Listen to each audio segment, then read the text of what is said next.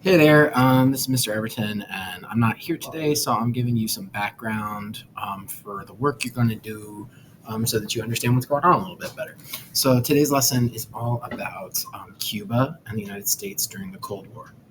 And Cuba, for a long time, was a Spanish colony. Remember when we learned about how Spain colonized the Americas? They colonized Cuba too, and it became a really profitable colony for Spain, and they used it mostly to grow sugar. And there was lots of different racial groups that lived there. There's indigenous peoples like the Taino people that we learned about. There's African enslaved people who were brought here as part of the transatlantic slave trade. And eventually, the people of Cuba rose up and tried to kick Spain out. And there were a few different times that they did this. They did it first in 1868, later again in later in the 1800s. And then finally in 1898, with the help of the United States of America, Cuba was able to win its independence, defeat Spain, and become an independent country. Um, but how independent were they really? Because they got a lot of help from the United States of America, and because of that, the United States had a lot of influence on Cuba. The United States had a lot of it was part of it was part of a sphere of influence for the United States. So we learned about how the Soviet Union has a sphere of influence in Eastern Europe with countries like Poland and East Germany. Well, the United States has a sphere of influence in Latin America with countries like Cuba.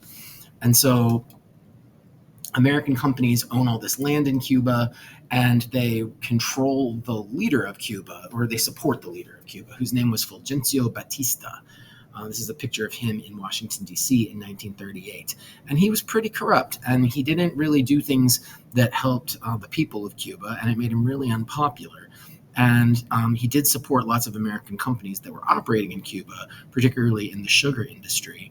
Um, and that's why the United States supported him. So, because this guy is so unpopular, the people of Cuba decide that they want to get rid of him. And so, in 1953, this guy named Fidel Castro led an attack on some army barracks in Cuba. And let me just turn do not disturb that one.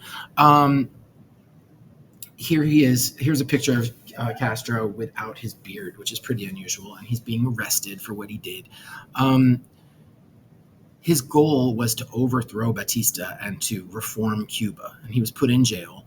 He was released in 1955, and he moved to Mexico. And then in 1959, there was the Cuban Revolution, which is when Castro and his group of followers invaded Cuba and defeated the army of Batista, and starting in on December 31st, Batista captured the capital city of Havana, turning Cuba into a new country that Castro had control over.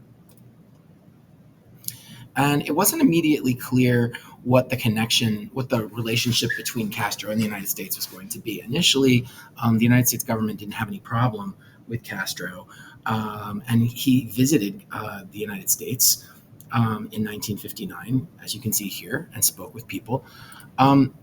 But that didn't last for very long. And as he became clear that he was a communist and he was taking land away from American companies and giving it to Cuban people, the United States government tried to overthrow him in an invasion. The CIA trained a bunch of Cuban soldiers who invaded Cuba in 1961. And it was a massive failure and an embarrassment for the United States. And it really, from that point forward, Cuba and the United States did not get along. But what you're going to do now is you're going to read these two different documents that are both, Fidel Castro talking in two different places. One of them is in an interview, and another is in a speech that he's giving. And so you're going to analyze these two documents, and you're going to answer the questions and try to answer this question: how did Fidel Castro view the United States? And for just full transparency, this lesson was designed by the people at the Digital Inquiry Group, who are really good at designing history content, and I really liked the lesson they made, so that's why we're using it. I wanted to give them credit for making the lesson. So I want to see your answers turned into the substitute before you leave today, and I want to see your answer to the reflection question on Canvas and you'll be getting a grade for both of those things. Thank you so much, and have a good class.